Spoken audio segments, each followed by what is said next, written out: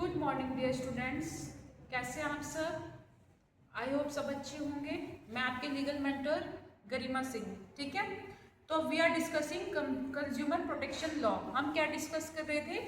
Consumer protection law, जिसमें हमने सबसे पहले समझा कि कंज्यूमर क्या होता है।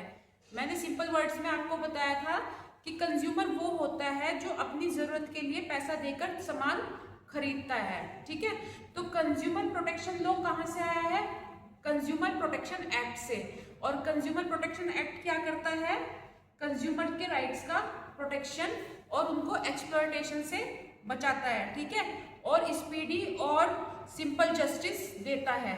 ओके, तो आज हम जो डिस्कस करेंगे वो है what are the main characteristics of consumer protection act. ये आपके एग्जाम में पूछा गया है। ठीक है, what are the main characteristics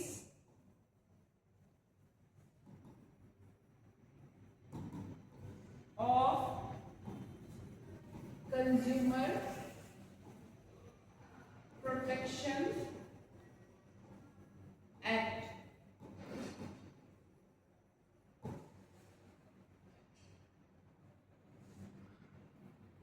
consumer protection act जो है उसकी मुख्य विशेषताएं क्या हैं? ठीक है, तो सबसे पहली जो इसकी विशेषता है वो है कंज्यूमर फ्रेंडली लॉ, उपभोक्ता हितैषी कानून। कंज्यूमर फ्रेंडली लॉ,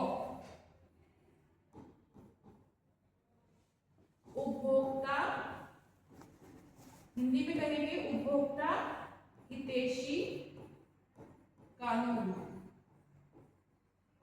उपभोक्ता हितैषी कानून।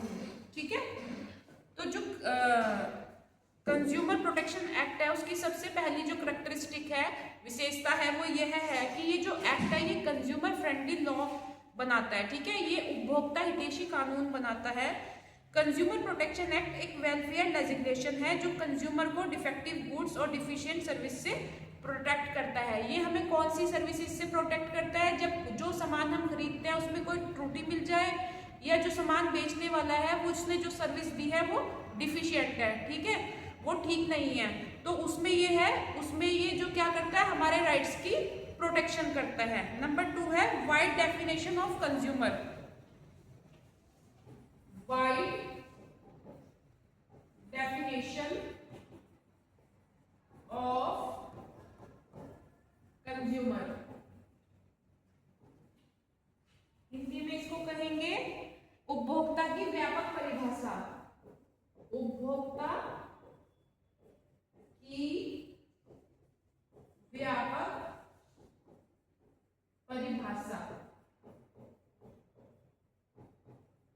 इसकी दूसरी विशेषता है कि ये उपभोक्ता की व्यापक परिभाषा देता है। ठीक है, एक्ट में कंज्यूमर के डेफिनेशन जो है वो ब्रॉड है, जिसमें ऑनलाइन बायर्स और ई कॉमर्स कंज्यूमर्स भी इंक्लूड होते हैं। ठीक है, जो ऑनलाइन जो चलता है ना, ऑनलाइन शॉपिंग वगैरह जो चलती है, ई कॉमर्स इसको कहते हैं, तो इसमें जो है सब तरह की कंज्यूमर्स जो हैं वो इंक्लूड होते हैं। ठीक है, तो इसकी जो डेफिनेशन है वो वाइड है।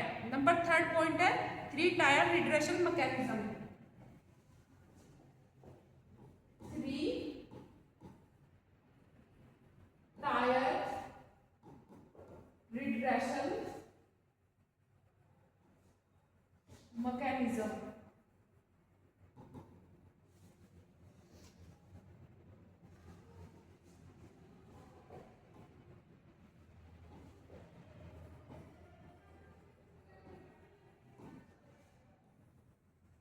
इसका हिंदी में कहते हैं इसको 3 स्तरीय निवारण व्यवस्था। 3 स्तरीय निवारण व्यवस्था। इसमें क्या होता है कि जो 3 स्तर है, ठीक है, जो 3 स्तर है वो दिए गए हैं निवारण व्यवस्था के। ठीक है, कंज्यूमर डिस्प्यूट्स के लिए 3 लेवल्स सिस्टम दिया गया है। सबसे पहले कंज्यूमर एप्लीकेशन देने कहाँ जाएगा? District consumer dispute redressal commission में। District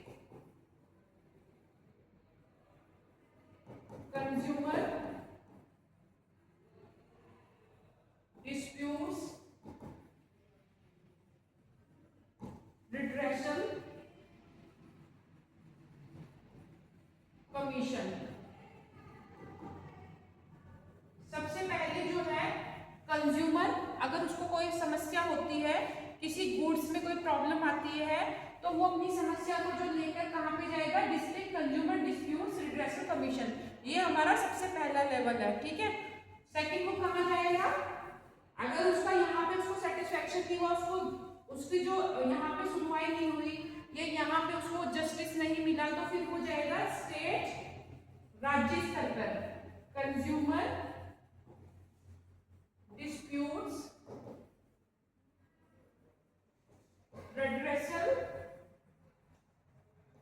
commission.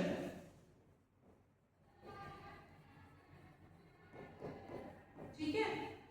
और थर्ड हो जाएगा नेशनल, राष्ट्रीय स्तर पर, ठीक है, national consumer disputes redressal commission. तो ये जो है 3 लेवल्स है, ठीक है, जिसमें जो है निवारण व्यवस्था की गई है, पहले डिस्ट्रिक्ट लेवल पे, फिर स्टेट लेवल पे और फिर नेशनल लेवल पे, ठीक है। फिर नंबर 4 है simple and speedy procedure. Simple and speedy procedure, जिसको हम हिंदी में कहते हैं सरल एवं त्वरित प्रक्रिया। सरल एवं त्वरित प्रक्रिया, सरल एवं त्वरित प्रक्रिया। प्रोसीजर सिंपल है, कोर्ट फीस कम लेती है, ठीक है। जो कोर्ट के चार्जेस होते हैं एप्लीकेशन डालने के बाद, जो चार्जेस लगते हैं एप्लीकेंट के, कंप्लेनेंट के, वो बहुत नॉमिनल फीस होती है, ठीक है। और लॉयर के बिना भी आप कंप्लेंट जो है वो फाइल कर सकते हैं, ठीक है। तो ये जो है सिंपल और क्या है, स्पीडी प्रोसीजर है, ठीक है। नंबर 5 है time limit disposal of cases. Time limit disposal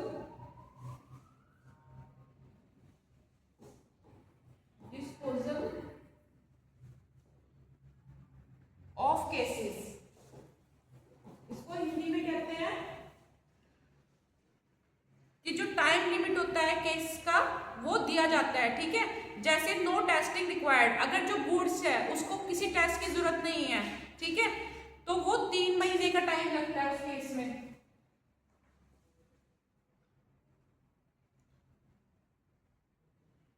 ठीक है। जो गुड, अगर मतलब जो time limit disposal of cases का मतलब है कि जो ड्यूरेशन होता है केस का वो कितना होता है कोर्ट में।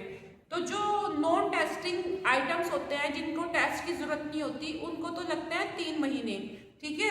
और जहाँ पे टेस्टिंग रिक्वायर्ड होती है, गुड्स की टेस्टिंग होनी होती है, जांच होनी होती है, वहां पे लगते हैं 5 महीने, ठीक है। तो इसमें क्या होता है, टाइम लिमिट जो है वो दिया रहता है, ओके। लाइट की फ्लक्चुएशन की वजह से थोड़ा इशू हो गया, मैं अभी लिख के बता देती हूँ, ठीक है। कल मुझे जो है एक स्टूडेंट ने लाइव चैट पे पूछा भी था कि मैम कितना टाइम होता है, टाइम लिमिट कितना होता है इसमें। तो मैंने बताया था कि जिसमें टेस्ट की जरूरत नहीं होती, जिन गुड्स की टेस्टिंग की जरूरत नहीं होती, उनको लगते हैं 3 महीने, ठीक है। नो, पहले लिख देती हूँ time limit, time limit disposal of cases, disposal of cases, no testing required, जिसमें किसी टेस्ट की जरूरत नहीं है उसमें 3 months, ठीक है, 3 महीने का टाइम लगता है। और जिसमें टेस्टिंग रिक्वायर्ड है, टेस्टिंग रिक्वायर्ड, उसमें लगते हैं 5 महीने, ठीक है, 5 months। और जजमेंट आने में डिपेंड करता है कि जो आपका केस है वो कितना कॉम्प्लिकेटेड है, ठीक है।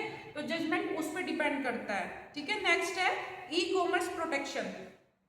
नंबर 6 ई कॉमर्स प्रोटेक्शन, इसको हिंदी में कहते हैं हम ई कॉमर्स उपभोक्ताओं का संरक्षण। ई कॉमर्स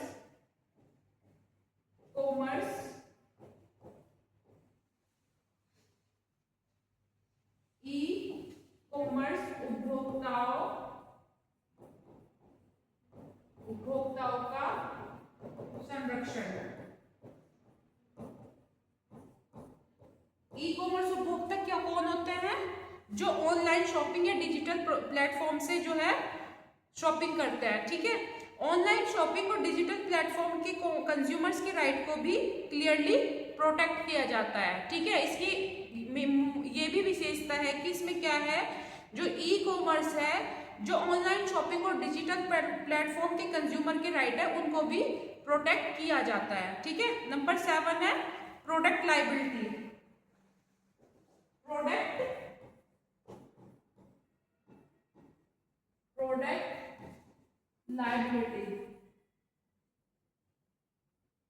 प्रोडक्ट लायबिलिटी, इसको हिंदी में कहेंगे हम उत्पाद दायित्व।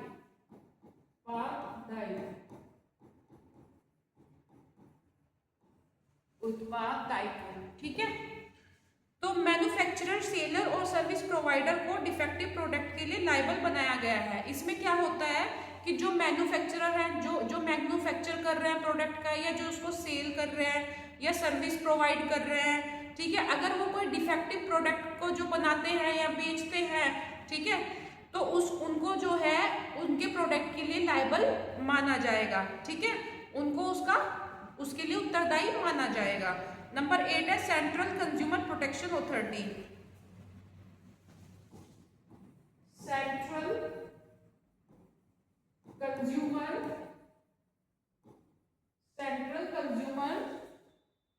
प्रोटेक्शन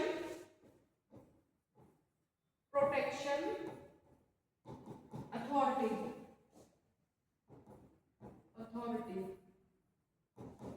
हिंदी में से कहते हैं केंद्रीय उपभोक्ता संरक्षण प्राधिकरण। केंद्रीय उपभोक्ता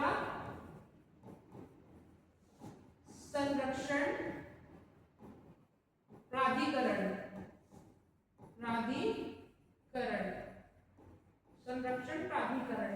ठीक है। एक्ट के अंदर एक न्यू अथॉरिटी बनाई गई है जो अनफेयर ट्रेड प्रैक्टिसेस और मिसलीडिंग एडवर्टीजमेंट के अगेंस्ट एक्शन लेती है, ठीक है।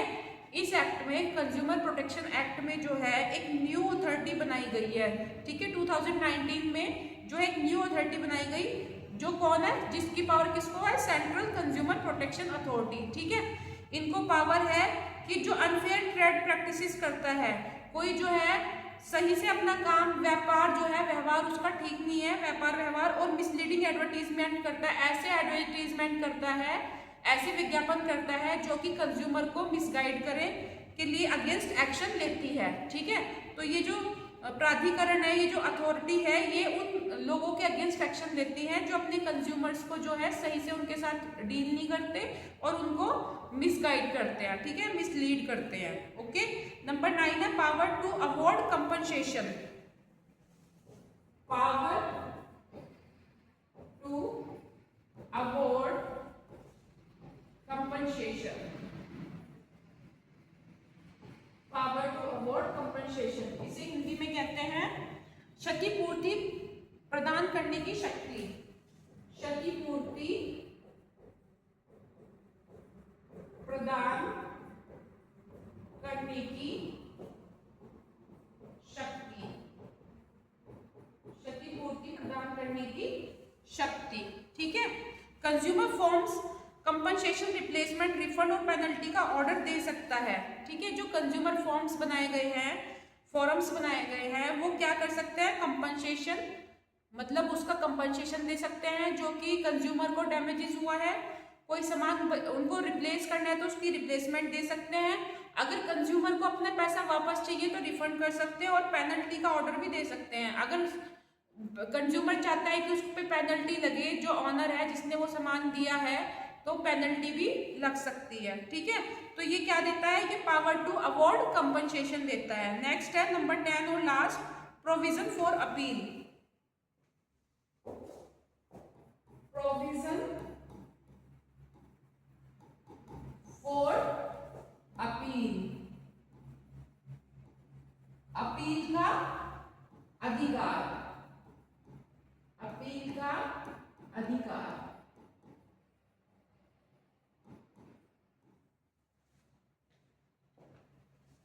डिस्ट्रिक्ट से स्टेट लेवल पे जा सकते हैं। ठीक है, जो कंज्यूमर है वो डिस्ट्रिक्ट से स्टेट पे जा सकते हैं, स्टेट से नेशनल पे जा सकते हैं। ठीक है, अपील का राइट जो है उनको दिया गया है, अपील कर सकते हैं वो डिस्ट्रिक्ट से स्टेट लेवल पर और स्टेट से नेशनल लेवल पर।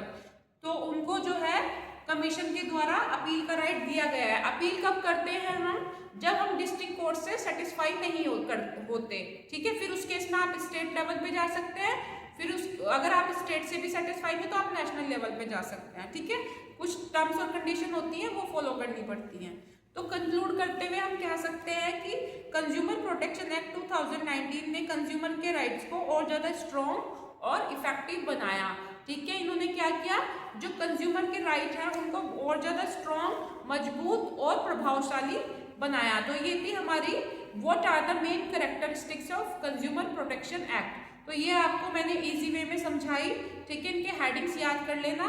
कंसेप्ट तो मेरे ख्याल से आपको क्लियर हो गया होगा कंज्यूमर प्रोटेक्शन लॉ का। तो अब आप जो है इस क्वेश्चन को तैयार कर लेना, और जो मैंने कल फॉर्मेट बताया था कंप्लेंट राइटिंग का, वो भी आपको तैयार करना है। एक क्वेश्चन और आया हुआ है, वो है right any essay on enforcement mechanism of consumer right. Right any essay on enforcement mechanism of consumer rights. ठीक है, हिंदी में कहेंगे उपभोक्ता अधिकारों के परिवर्तन पर एक लेख लिखिए। उपभोक्ता अधिकारों के परिवर्तन पर एक लेख लिखिए।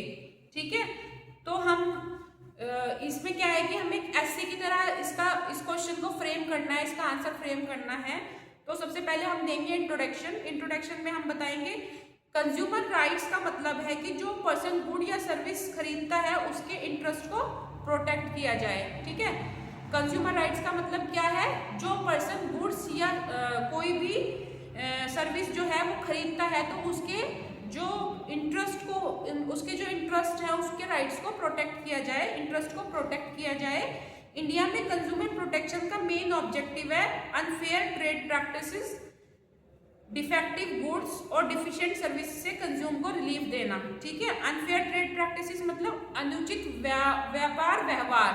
ठीक है, जो व्यापार ठीक से नहीं कर रहे हैं, अपने व्यापार में अनुचित व्यवहार कर रहे हैं, उसको रोकना। डिफेक्टिव गुड्स, दोषपूर्ण वस्तुओं को रोकना, और डिफिशिएंट सर्विसेज, ठीक है, से कंज्यूमर को रिलीफ देना है। अगर कंज्यूमर के साथ इन तीनों में से कोई भी चीज हुई है तो उससे कंज्यूमर को रिलीफ देना है।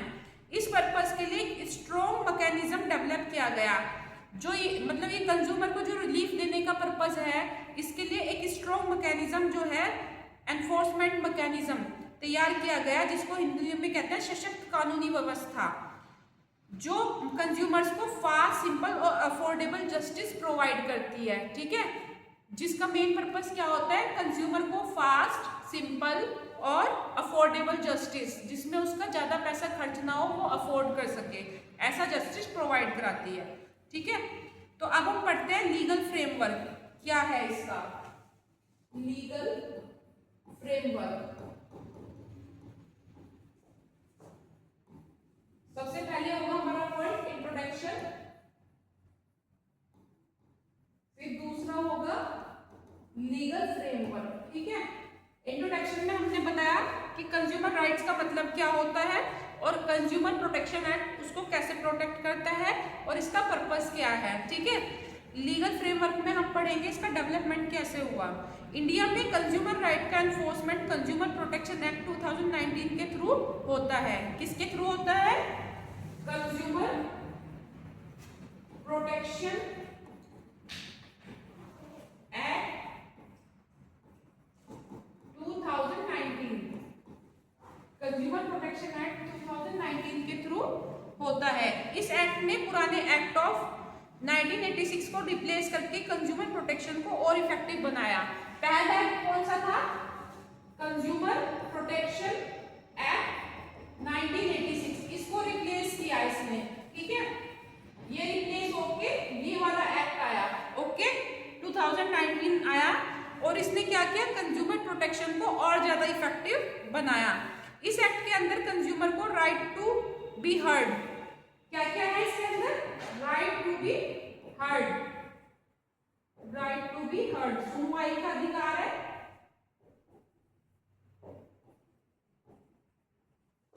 सुनवाई का अधिकार। कंज्यूमर के साथ अगर कुछ गलत होता है तो उसकी सुनवाई होती है, ठीक है। कहां होती है उसकी सुनवाई? रिड्रेसल मैकेनिज्म, जो मैंने अभी आपको बताया, district consumer dispute redressal commission में उसकी सुनवाई होती है सबसे पहले, ठीक है। Right to seek redressal, right to seek redressal, right to seek redressal, जिसे हिंदी में कहते हैं प्रतिकार प्राप्त करने का अधिकार,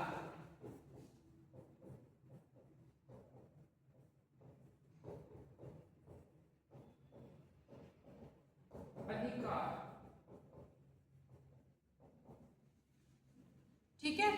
राइट टू इंफॉर्मेशन जैसे इंपॉर्टेंट राइट्स जो है वो दिए गए हैं इसमें, ठीक है। फिर है नेक्स्ट इसमें consumer dispute redressal commission, number 3 point है कंज्यूमर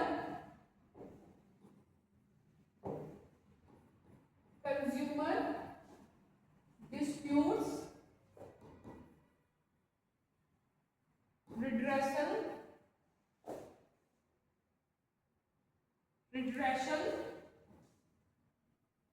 कमीशन।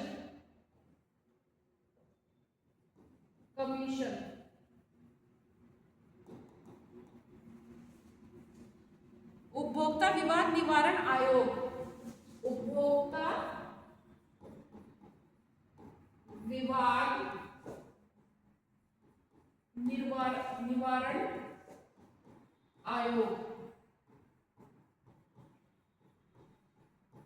उपभोक्ता विवाद निवारण आयोग, ठीक है। इसमें क्या है? कंज्यूमर राइट्स को एनफोर्स करने के लिए 3 टायर रिड्रेसल मैकेनिज्म बनाया गया है, ठीक है। इसमें 3 स्टेजेस पे बनाया गया है, जैसे मैंने अभी आपको बताया था। सबसे पहला क्या है? District consumer dispute redressal commission, 3 levels,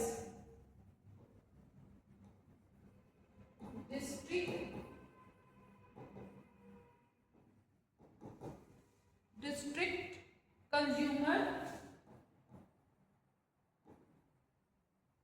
disputes redressal commission.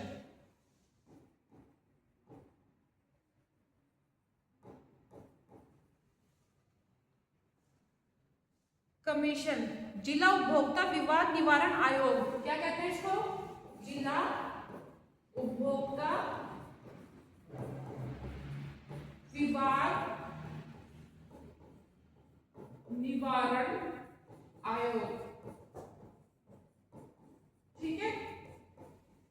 तो जो उपभोक्ता विवाद निवारण आयोग है वो 3 स्तर पर बना हुआ है। सबसे पहले डिस्ट्रिक्ट के स्तर पर, ये डिस्ट्रिक्ट लेवल पर काम करता है और छोटे वैल्यू के डिस्प्यूट्स को हैंडल करता है। जो डिस्प्यूट छोटे लेवल के होते हैं उनको हैंडल करता है। कंज्यूमर यहाँ इजीली कंप्लेंट फाइल कर सकते हैं और बिना हैवी कोर्ट फीस के। जो कंज्यूमर्स हैं वो यहाँ पे इजीली जो है अपनी एप्लीकेशन फाइल कर सकते हैं विद नॉमिनल चार्जेस, ठीक है, बिना किसी हैवी फीस के, ठीक है। दूसरा है state consumer dispute redressal commission. दूसरा क्या है? State consumer dispute redressal commission, जिसको हिंदी में कहेंगे हम राज्य स्तर पे, राज्य उपभोक्ता विवाद निवारण आयोग, ठीक है। ये स्टेट लेवल पर फंक्शन करता है, ये स्टेट राज्य स्तर पर जो है फंक्शन करता है। डिस्ट्रिक्ट कमीशन के ऑर्डर के अगेंस्ट अपील भी यही फाइल होती है। अगर डिस्ट्रिक्ट का जो ऑर्डर आया उससे कंज्यूमर सेटिस्फाई नहीं है तो उसके अगेंस्ट अपील भी वो स्टेट लेवल पर करता है, ठीक है। नंबर 3 है national consumer dispute redressal commission. Number third क्या है? National disputes consumer dispute redressal commission. ठीक है, ये कौन से स्तर पे काम करता है? राष्ट्रीय स्तर पर, राष्ट्रीय स्तर पर। ठीक है, ये हाईएस्ट कंज्यूमर फोरम है, ये सबसे बड़ा कंज्यूमर फोरम है जो हाई वैल्यू केसेस और स्टेट कमीशन की अपील सुनता है। ये कौन से केसेस को सुनता है? जो हाई वैल्यू वाले हैं और स्टेट के अगेंस्ट जो अपील दी गई है उसको सुनता है। ठीक है, तो ये था कंज्यूमर डिस्प्यूट रिड्रेसल कमीशंस। कितने टाइप के होते हैं ये? 3 टाइप के, एक डिस्ट्रिक्ट लेवल पे, एक स्टेट लेवल पे और एक नेशनल लेवल पे। ठीक है, अब हम देखेंगे प्रोसीजर एंड स्पीडी ट्रायल। इसका नेक्स्ट हेडिंग है procedure and speedy trial. Procedure and speedy trial, इसको हिंदी में कहते हैं प्रक्रिया एवं त्वरित न्याय। प्रक्रिया एवं त्वरित न्याय।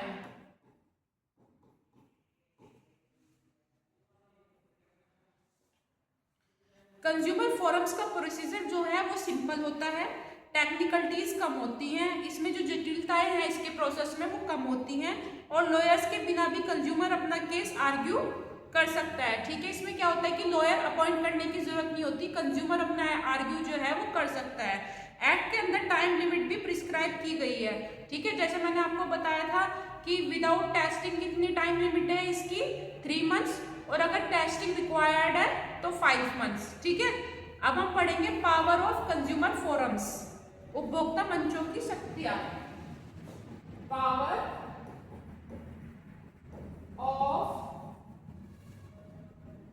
Of consumer forums, consumer forums,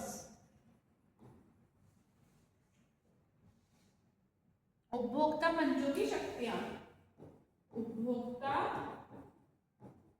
मंचों की शक्तियां, पावर ऑफ कंज्यूमर फोरम। ठीक है, कंज्यूमर फोरम को वाइड पावर दी गई है। ठीक है, बड़ी पावर्स दी गई हैं।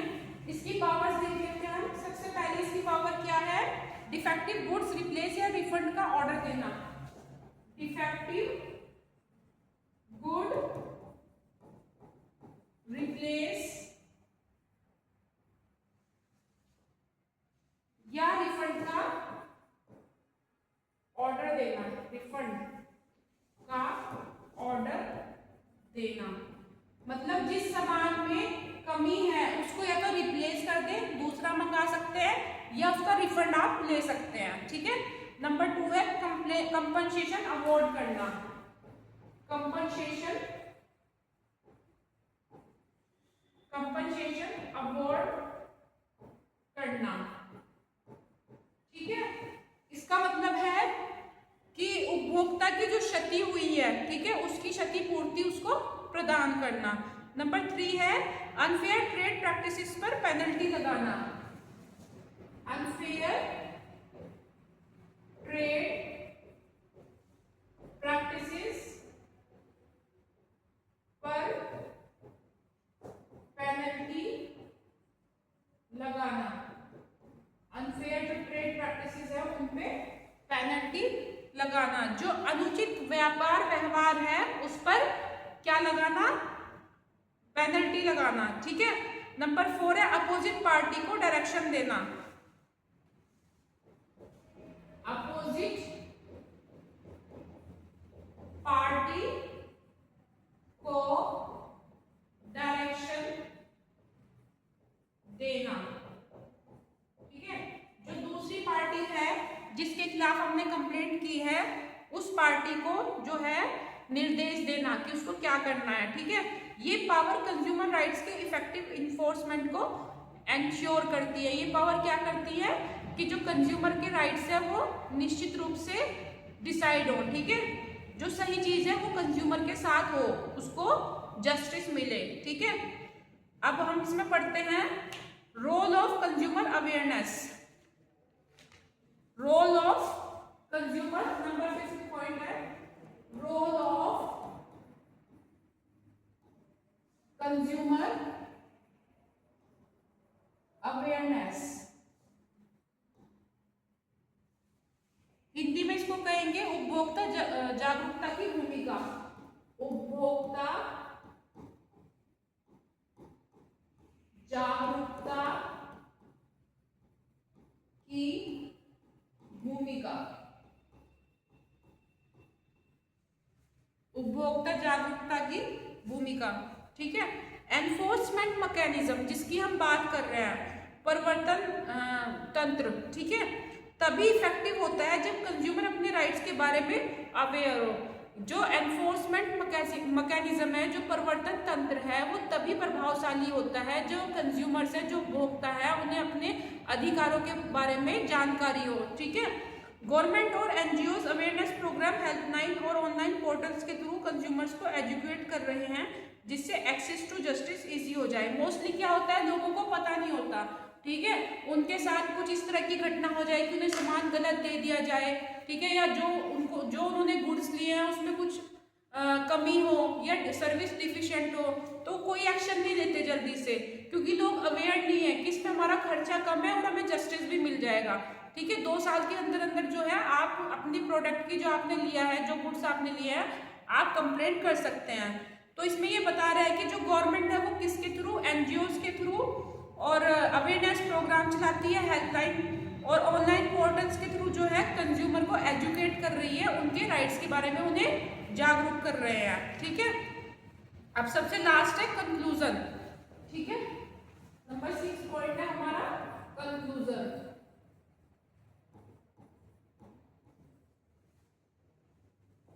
तो इस तरह इंडिया का कंज्यूमर राइट एनफोर्समेंट मैकेनिज्म काफी स्ट्रॉन्ग और कंज्यूमर फ्रेंडली है, ठीक है। ये क्वेश्चन किससे रिलेटेड था, कंज्यूमर जो एनफोर्समेंट मैकेनिज्म है, ठीक है, enforcement mechanism of consumer rights के ऊपर था, ठीक है।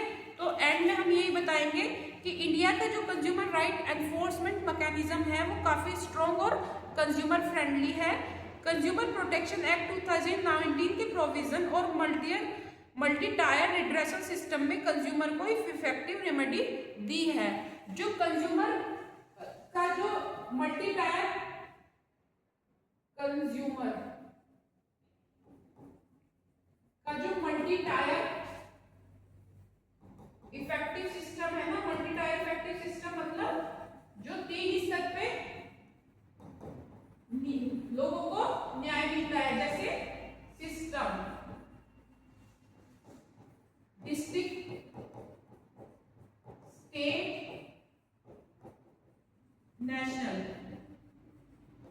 इसको कहा गया है 3, मतलब 3 कह दो, ये मल्टी टायर रिड्रेसल सिस्टम, ठीक है, रिड्रेसल सिस्टम, रिड्रेसल मतलब निवारण, ठीक है। तो ये इफेक्टिव रेमेडी प्रोवाइड करता है, ठीक है। सबसे पहले आप कहाँ जाएंगे, डिस्ट्रिक्ट कोर्ट में एप्लीकेशन देंगे। जब जजमेंट आ जाएगा, अगर आप उससे सेटिस्फाई नहीं है तो आप कहाँ जाएंगे, स्टेट वाले कमीशन में जाएंगे, वहां पे आप अपील कर सकते हैं, ठीक है। अगर वहां के जजमेंट से भी आप सेटिस्फाई नहीं है तो लास्ट में आप नेशनल लेवल पे जा सकते हैं, ठीक है। अगर कंज्यूमर अवेयर रहे और टाइमली कंप्लेंट फाइल करे तो कंज्यूमर राइट्स का प्रॉपर एनफोर्समेंट पॉसिबल है। अगर जो उपभोक्ता है वो जागरूक रहे, उन्हें अपने अधिकारों के बारे में पता हो और वो टाइमली जो है, जो उन्हें गलत सामान बेचा गया है उसकी कंप्लेंट कर दे, तो कंज्यूमर राइट्स का प्रॉपर एनफोर्समेंट पॉसिबल है। तो जो कंज्यूमर राइट्स है उनकी रक्षा की जा सकती है, ठीक है। तो ये थे हमारे 2 क्वेश्चन जो हमने आज किए। सबसे पहले what are the main characteristics of consumer protection act, ठीक है। फिर हमने किया right and essay on enforcement mechanism of consumer rights, ठीक है। और एक हमने कल लिखा था कंप्लेंट कैसे लिखते हैं, ठीक है। तो अब मेरे ख्याल से आज आपको आज की क्लास के बाद ये पता चल गया होगा कि कंज्यूमर प्रोटेक्शन लॉ क्या होता है और कंज्यूमर प्रोटेक्शन एक्ट का जो है वो क्यों बनाया गया है, उसका मेन ऑब्जेक्टिव क्या है, ठीक है। तो थैंक यू सो मच आज की क्लास के लिए। कल हमारी कंज्यूमर प्रोटेक्शन लॉ और लॉ ऑफ टॉर्ट की लास्ट क्लास है, ठीक है। दोनों एक साथ आते हैं paper, law of tort and consumer protection law, ठीक है। और कॉन्ट्रैक्ट की भी कल हमारी लास्ट क्लास है, तो कल मैं इंपॉर्टेंट्स बताऊंगी आपको, तो सब बच्चे क्लास जरूर अटेंड करें। Okay, thank you so much, have a nice day, bye bye.